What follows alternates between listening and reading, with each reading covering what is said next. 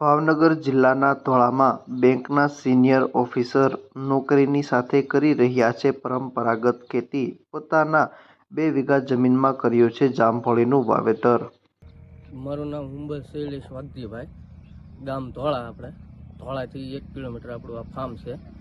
જમરૂકના છોડવા છે 1.5 થી 2 વીઘામાં, 110 થી 20 છોડવા છે। 3 વર્ષથી પાક આવે છે। પોન ને ગયા વર્ષે ને આગલા વર્ષે ઓછા થયા હતા। ગયા વર્ષે 70-80 હજારના, આ વખતે લાખ ઉપરના છે।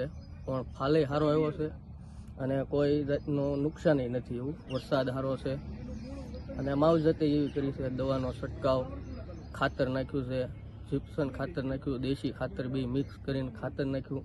2 વાર ગોળ કર્યા, પાણી પાયા છે અને નીંદવાનું ને બધું સાફ સફાઈ સારી છે અને પાકે તે સારો છે। પણ ગયા વર્ષ કરતાં કે કોઈ જાતને નુકસાની વાળું નથી, ચકલા કે મચ્છી કે એવું કોઈ વસ્તુ। કારણ કે આમાં શું છે, ગયા વર્ષે પક્ષીનો અને મચ્છીનો એનો બહુ ત્રાસ હતો। પાક એમાં ઘણો બગડ્યો હતો, પણ વણ સારું છે। ખાતર બાતર નાખ્યું, ગોળ્યું, દેશી ખાતર આપણે ઘરનું છે, ઢોર છે એનું, એ નાખીને 5 વર્ષના છોડ થયા છે। 3 વર્ષ આ પાક આવે છે। વેચાણ આપણે અહીંયા ધોળામાં અથવા તો ભાવનગર જાય।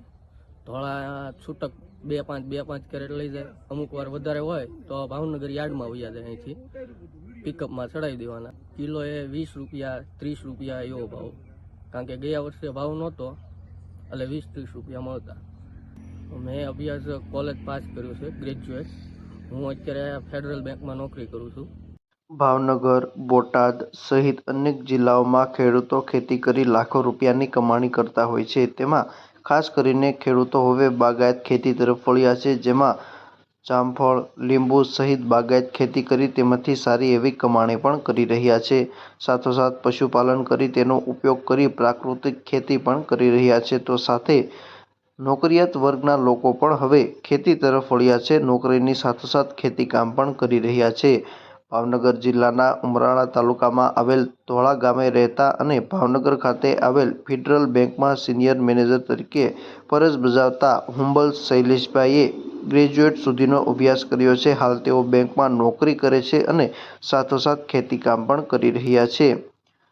તેઓ પિતાને તેમજ ભાઈને મદદરૂપ થઈ રહ્યા છે। તેઓ પોતાના ખેતરમાં 5 વર્ષ પહેલા જામફળનું વાવેતર કર્યું હતું અને છેલ્લા 3 વર્ષથી તેમાંથી આવક મેળવી રહ્યા છે। સાથોસાથ તેઓ પશુપાલન કરી રહ્યા છે અને તેના દેશી ખાતરનો ઉપયોગ ખેતી માટે પણ કરી રહ્યા છે। શૈલેષભાઈએ પોતાના ખેતરમાં 120 જેટલા જામફળીના છોડનું વાવેતર કર્યું છે।